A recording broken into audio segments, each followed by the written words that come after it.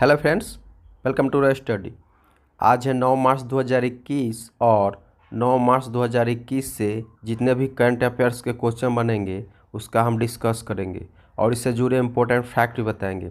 और अगर आप हमारे इस चैनल पर नए हैं तो इस चैनल को सब्सक्राइब करें, लाइक करें और दोस्तों में शेयर करें। और अगर आपको पीडीएफ चाहिए तो पीडीएफ हमारे चैनल के डिस्क्रिप्शन बॉक्स में मिल जाएंगे, तो आप वहां से जाकर पीडीएफ डाउनलोड कर सकते हैं।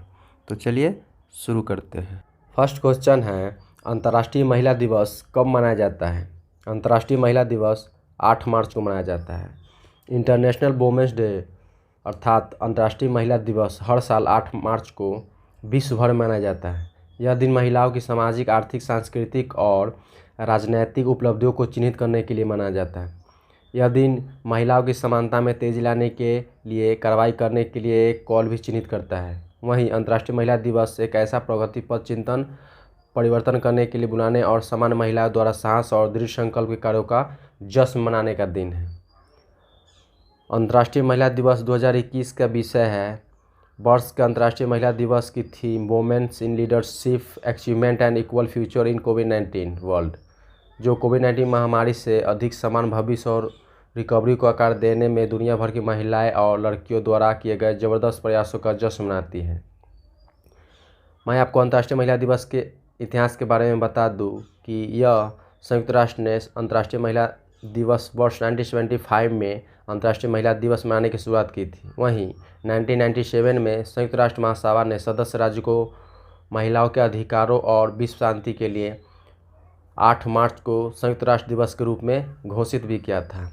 यहाँ संयुक्त राष्ट्र की बात है तो संयुक्त राष्ट्र के बारे में मैं आपको बता दूं कि संयुक्त राष्ट्र के महासचिव एंटोनियो गुटेरेस हैं। संयुक्त राष्ट्र की स्थापना 24 अक्टूबर 1945 और संयुक्त राष्ट्र का मुख्यालय न्यूयॉर्क, संयुक्त राज्य अमेरिका में स्थित है। नेक्स्ट क्वेश्चन है, फेडरल रिजर्व बैंक की प्रथम बीपी और सीओओ कौन बनी है? फेडरल रिजर्व बैंक की प्रथम बीपी और सीओओ नौरीन हसन बनी है।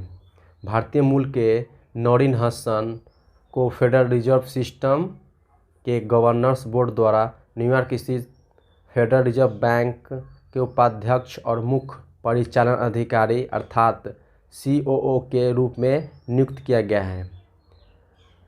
नौरीन हसन, जिनके माता पिता भारत से आकर बस गए थे, के पास रणनीति, डिजिटल परिवर्तन, साइबर सुरक्षा और विनियामक जोखिम प्रबंधन में विशेषज्ञता के साथ वित्तीय सेवा उपयोग का 25 इयर्स का एक्सपीरियंस है। वहीं इस नई भूमिका के साथ हसन न्यूयॉर्क फेड की दूसरी सबसे बड़ी हैकिंग और रैंकिंग अधिकारी के साथ साथ फेडरल ओपन मार्केट कमेटी की एक वैकल्पिक मतदान सदस्य बन जाएगी। यहाँ फेडरल रिजर्व बैंक कब आता है तो फेडरल रिजर्व बैंक के बारे में मैं आपको बता दूं कि फेडरल रिजर्व बैंक के सीईओ जॉन सी विलियम्स हैं। फेडरल रिजर्व बैंक के अध्यक्ष जेरोम पॉवेल और फेडरल रिजर्व बैंक की स्थापना 23 दिसंबर 1913 और फेडरल रिजर्व बैंक का मुख्यालय न्यूयॉर्क, संयुक्त राज्य अमेरिका में स्थित है। तो इस क्वेश्चन से हमें इतनी जानकारी मिलती है। नेक्स्ट क्वेश्चन है, जन औषधि दिवस समारोह को किसके द्वारा संबोधित किया गया है? प्रधानमंत्री जी के द्वारा। प्रधानमंत्री जी ने वीडियो कॉन्फ्रेंसिंग के माध्यम से जन औषधि दिवस समारोह को संबोधित किए हैं। वहीं उन्होंने कार्यक्रम के दौरान शिलोंग में 7500वां जन औषधि केंद्र को राष्ट्र को समर्पित भी किए हैं। उन्होंने प्रधानमंत्री भारतीय जन औषधि परियोजना के लाभार्थियों के साथ बातचीत भी की और अपने उत्कृष्ट कार्य को पहचाना कर हितधारकों को पुरस्कार भी दिए हैं। वहीं केंद्रीय रसायन एवं उर्वरक मंत्री, union minister for chemical and fertilizers भी इस अवसर पर उपस्थित रहेंगे। और मैं आपको बता दूं कि जेनेटिक दवाओं को उपयोग के बारे में जागरूकता पैदा करने के लिए जन औषधि सेवा भी जन सेवा रोजगार भी के विषय के साथ 1 मार्च से 7 मार्च तक जन औषधि सप्ताह के रूप में पूरे देश में मनाया जाता है। इस सप्ताह में देश भर में विभिन्न कार्यों का आयोजन भी किया जाता है, जैसे स्वास्थ्य जांच, सिविल जन औषधि परिचर्चा, टीम देंगे यंग डॉक्टरों के साथ पैनल चर्चा आदि भी होता है। और जन औषधि योजना के बारे में मैं आपको बता दूं कि जन औषधि योजना गरीब और मध्यम वर्गीय परिवारों के लिए काफ़ी सहयोग साबित हुई है। यह सेवा और रोजगार दोनों का माध्यम बन गया है। 6 वर्ष पहले भारत में इसके 100 केंद्र से भी अधिक नहीं थे और अब 10,000 केंद्र का लक्ष्य हासिल करने की उम्मीद है। गरीब और मध्य वर्गीय परिवार महंगी दवाई पर प्रतिवर्ष लगभग 36 करोड़ रुपये बचा रहे हैं। तो इस क्वेश्चन से हमें इतनी जानकारी मिलती है। नेक्स्ट क्वेश्चन है, हाल ही में लक्ष्मी नारायण भट्ट का निधन हो गया है। वह कौन थे? लक्ष्मी नारायण भट्ट एक प्रसिद्ध कन्नड़ कवि थे। प्रख्यात कन्नड़ कवि, आलोचक और अनुवादक NS लक्ष्मी नारायण भट्ट का निधन हो गया है। वे कन्नड़ साहित्य जगत में NLS के नाम से लोकप्रिय थे। उनका जन्म 1936 में शिवमोग्गा जिले में हुआ था। उन्हें कर्नाटक साहित्य अकादमी पुरस्कार और कन्नड़ राज्योत्सव पुरस्कार से सम्मानित भी किया गया था। उनकी लोकप्रिय रचनाओं में थाय नीना मदिलानी भी शामिल है। भट्ट ने विलियम शेक्सपियर अर्थात सुनीता के लगभग 50 प्रसिद्ध सॉनेट T.S. इलियट की कविता और विख्यात विलियम्स बटलर ईस्ट के कन्नड़ में अनुवाद भी किए हैं। उन्होंने कन्नड़ में कई अन्य प्रमुख अंग्रेजी साहित्य रचनाओं का भी अनुवाद किया है और उन्होंने बेंगलुरु विश्वविद्यालय में प्रोफेसर के रूप में कन्नड़ साहित्य विभाग में काम भी किए हैं और संत कवि शिशुनाला शरीफ की रचनाओं को संकल्पित और संपादित भी किया है, जो उनकी लोकप्रियता को बढ़ाता है। नेक्स्ट क्वेश्चन है, भारत का पहला ट्रांसजेंडर कम्युनिटी डेस्क किस राज्य में खुला है? तेलंगाना में। तेलंगाना के हैदराबाद के गचिबोब्बी पुलिस स्टेशन पर साइबराबाद पुलिस ने भारत का पहला ट्रांसजेंडर कम्युनिटी डेस्क लॉन्च किया है। यह डेस्क देश में अपनी तरह की पहली लिंग समावेशी सामुदायिक पुलिसिंग पहल है। डेस्क का औपचारिक उद्घाटन शनिवार को साइबराबाद पुलिस प्रमुख BC सज्जनार ने एक समारोह में किया, जिसमें 200 से अधिक ट्रांसजेंडर लोगों ने भाग लिए हैं। इससे पहले 2014 में सुप्रीम कोर्ट ने ट्रांसजेंडर समुदाय को पुरुष और महिला के साथ तीसरे लिंग के रूप में मान्यता भी दिए थे और फैसला भी सुनाया था और उन्हें भारतीय संविधान में निहित मौलिक अधिकारों पर समान अधिकार प्राप्त भी हुआ है। ट्रांसजेंडर कम्युनिटी डेस्क के बारे में मैं आपको बता दूं कि यह ट्रांसजेंडर समुदाय के लिए दुनिया का पहला डेस्क हेल्प है और इसका प्रबंध एक पुलिस संपर्क अधिकारी और ट्रांसजेंडर समुदाय के एक सदस्य द्वारा किया जाएगा, जिन्हें एक सामुदायिक समन्वय के रूप में नामित भी किया गया है। यह साइबराबाद कश्मीरी में ट्रांसजेंडर समुदाय के बीच सभी शिकायतों निवारण के लिए केंद्र बिंदु भी होगा। यहाँ तेलंगाना का बात आया तो तेलंगाना के बारे में मैं आपको बता दूं कि तेलंगाना के मुख्यमंत्री के चंद्रशेखर राव है और वहीं राज्यपाल तमिलिसै सौंदरराजन है। नेक्स्ट क्वेश्चन है, टेक भारत 2021 के उद्घाटन सत्र को किसने संबोधित किया है? डॉक्टर हर्षवर्धन ने।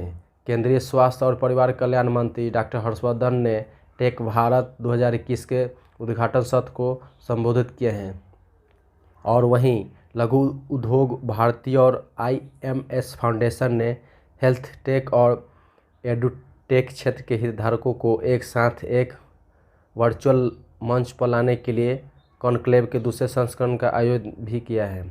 टेक भारत 2021 के बारे में मैं आपको बता दूं कि टेक भारत 2021 में टेक भारत 1000 घरेलू और वैश्विक प्रतिभागी, जिनमें नीति निर्धारक, सरकार के प्रतिनिधि, उद्योग के सदस्य, निवेश और स्टार्टअप शामिल है, के बीच बातचीत और विचार विमर्श की सुविधा प्रदान कर रहे हैं ताकि क्षेत्रों में संसाधन भागीदारी और विकास को बढ़ावा दिया जा सके। अगले 6 वर्षों में 64,000 करोड़ रुपये के बड़े परिव्यय के साथ प्रधानमंत्री आत्मनिर्भर स्वास्थ्य भारत योजना प्राथमिक, माध्यमिक और तृतीय देखभाल स्वास्थ्य देखभाल प्रणालियों की क्षमता विकसित करती है। तो इस क्वेश्चन से हमें इतनी जानकारी मिलती है। नेक्स्ट क्वेश्चन है, नई दिल्ली विश्व पुस्तक मेला 2021 का उद्घाटन किसने किया है? रमेश पोखरियाल ने। केंद्रीय शिक्षा मंत्री रमेश पोखरियाल ने वीडियो कॉन्फ्रेंसिंग के माध्यम से नई दिल्ली में विश्व पुस्तक मेला 2021 का वर्चुअल संस्करण का उद्घाटन किए हैं। वहीं कार्यक्रम का आयोजन नेशनल बुक ट्रस्ट द्वारा किया गया है। नई दिल्ली विश्व पुस्तक मेला 2021 वार्षिक आयोजन का 29वां संस्करण है और यह मेला कोविड-19 महामारी के कारण पहली बार वर्चुअली आयोजित किया जाएगा। 2021 नई दिल्ली विश्व पुस्तक मेले का विषय है राष्ट्रीय शिक्षा नीति 2020। नेप 2020 को पिछले साल केंद्रीय मंत्रिमंडल द्वारा पारित किया गया था, जो मौजूदा शिक्षा नीति में कई महत्वपूर्ण बदलाव का प्रस्ताव भी करता है। यहाँ नेशनल ट्रस्ट बुक का बात है तो नेशनल ट्रस्ट बुक की स्थापना 1 अगस्त 1957 को हुआ था। नेशनल ट्रस्ट बुक के अध्यक्ष गोविंद प्रसाद शर्मा है। वहीं नेशनल बुक ट्रस्ट का मुख्यालय बसंत कुंज नई दिल्ली में स्थित है। नेक्स्ट क्वेश्चन है, किस राज्य सरकार ने शहर में अलग बोर्ड के गठन को मंजूरी दे दी है? दिल्ली सरकार ने। दिल्ली सरकार ने शहर के लगभग 2700 स्कूलों के लिए एक अलग स्कूल बोर्ड के गठन को मंजूरी दे दी है। दिल्ली में लगभग 1000 सरकारी स्कूल और लगभग 1700 निजी स्कूल है, जिसमें से अधिकांश CBSE से संबंधित है। नई बोर्ड में दिल्ली सरकार के शिक्षा मंत्री की अध्यक्षता वाला शासन निकाय होगा और मुख्य कार्यकारी अधिकारी की अध्यक्षता वाला कार्यकारी खंड भी होगा। DBAC का उद्देश्य ऐसा शिक्षा प्रदान करना होगा जो देशभक्ति तथा समाज और देश की सेवा करने वाले आत्मनिर्भर छात्रों को निस्वार्थ रूप से तैयार कर बोर्ड स्कूली शिक्षा में सर्वश्रेष्ठ अंतर्राष्ट्रीय अभ्यासों और उच्च तकनीकों को लगाएगा। वहीं यह छात्रों की योग्यता के अनुसार शिक्षा भी प्रदान करेगा। यहाँ दिल्ली की बात है तो दिल्ली के बारे में मैं आपको बता दूँ कि दिल्ली के मुख्यमंत्री अरविंद केजरीवाल है और दिल्ली के राज्यपाल अनिल बैजल है। नेक्स्ट क्वेश्चन है, मोबाइल ट्रेन रेडियो संचार प्रणाली किसके द्वारा स्थापित किया गया है? मोबाइल ट्रेन रेडियो संचार प्रणाली भारतीय रेलवे के द्वारा स्थापित किया गया है। भारतीय रेलवे के पश्चिमी रेलवे जोन ने ट्रेन चालक दल और नियंत्रक केंद्र तथा स्टेशन मास्टर के बीच सीधे और निरंतर संचार की सुविधा के लिए एक मोबाइल ट्रेन रेडियो संचार अर्थात MTRC प्रणाली शुरू की है। प्रभावी संचार के माध्यम से यह तकनीकी रूप से उन्नत प्रणाली ट्रेन दुर्घटनाओं को रोकने में मदद करेगी और यह नई संचार प्रणाली पहले से ही 105 रैंक में तैनात की गई है, जो चर्च गेट से विवार के बीच मुंबई के उपनगरीय खंड में परिचालन करती है। यहाँ MTRC प्रणाली के बारे में बात है तो मैं आपको बता दूं कि MTRC प्रणाली या सिस्टम कॉल कनेक्ट करने के लिए सबसे कम समय का उपयोग करता है, अर्थात 300 मिलीसेकेंड, और यह पहली बार भारत में MTRC स्थापित किया गया था। MTRC विमान के लिए हवाई यातायात नियंत्रण अर्थात ATC के समान कार्य करता है। यह प्रणाली ट्रेनों और नियंत्रण कक्ष के बीच संचार की निगरानी, ट्रैक और सहायता करेगी, जिससे रेक की सुचारू आवाजाही सुनिश्चित होगी और साथ ही प्रतिकूल घटनाओं को रोकने में मदद भी मिलेगी। 2 साल की वारंटी और 5 साल के वार्षिक रखरखाव शुल्क के साथ लगभग $8,20,000 की लागत से नई डिजिटल प्रणाली की आपूर्ति भी की गई है। मैं आपको बता दूं कि केंद्रीय रेल मंत्री पीयूष गोयल है। नेक्स्ट क्वेश्चन है, 3 दिवसीय संयुक्त कमांडर सम्मेलन में कौन शामिल हुए हैं? राजनाथ सिंह।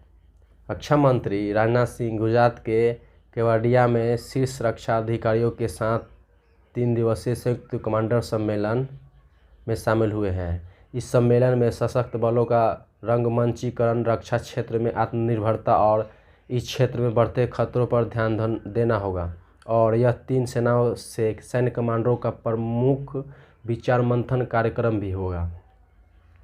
और मैं बता दूं कि रक्षा मंत्री राजनाथ सिंह ने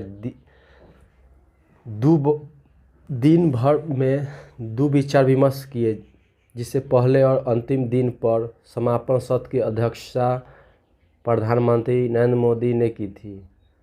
आखिरी CCC 2018 में वायुसेना स्टेशन जोधपुर में आयोजित की गई थी। Thanks for watching.